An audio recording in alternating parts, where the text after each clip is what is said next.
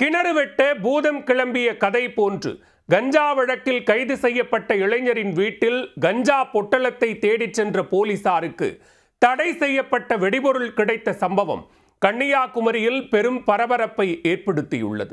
சோதனைக்கு சென்ற போலீசாரை அலறவிட்ட அதிர்ச்சி சம்பவத்தின் பின்னணி என்ன?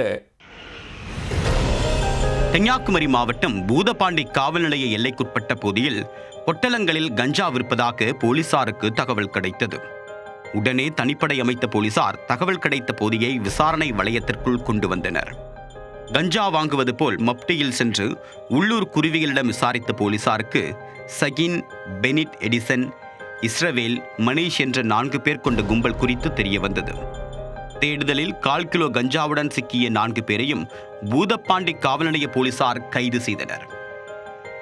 முக்கிய குற்றவாளியான சகின் வீட்டில் கஞ்சா பதுக்கி வைத்து கன்னியாகுமரி முழுவதுமாக சப்ளை செய்திருப்பது தெரிய வந்தது. இதனையடுத்து தனிப்படை போலீசார் சகின் வீட்டில் சோதனையிட சென்றனர். அப்போது போலீசாருக்கு பேரதிர்ச்சி காத்திருந்தது. சகின் வீட்டில் கஞ்சா பொட்டலங்களுக்கு பதிலாக அங்கு அரசால் தடை செய்யப்பட்ட வெடிபொருளான டெட்னேட்டர்களும் அதற்கு பயன்படுத்தப்பட்ட வயர்களும் இருந்துள்ளன. இதனை பார்த்து அதிர்ச்சியடைந்த போலீசார் இது குறித்து உயர் அதிகாரிகளுக்கு தகவல் தெரிவித்த நிலையில் 14 டெட்னேட்டர்கள் மற்றும் வயர்களை பறிமுதல் செய்தனர். கஞ்சா வழக்கில் பிடிபட்டிருந்த சகினை மீண்டும் வெடிபொருள் வைத்திருந்த வழக்கில் கைது செய்தனர்.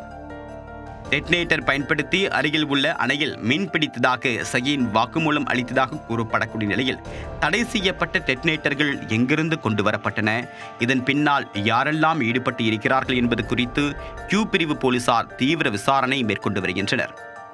கிணறு வெட்ட பூதம் கிளம்பிய கதை போன்று கஞ்சா வழக்கில் கைது செய்யப்பட்ட இளைஞரின் வீட்டில் கஞ்சா பொட்டலத்தை தேடிச் சென்ற போலீசாருக்கு தடை செய்யப்பட்ட வெடிபொருள் கிடைத்த சம்பவம் கன்னியாகுமரியில் பரபரப்பை ஏற்படுத்தியுள்ளது.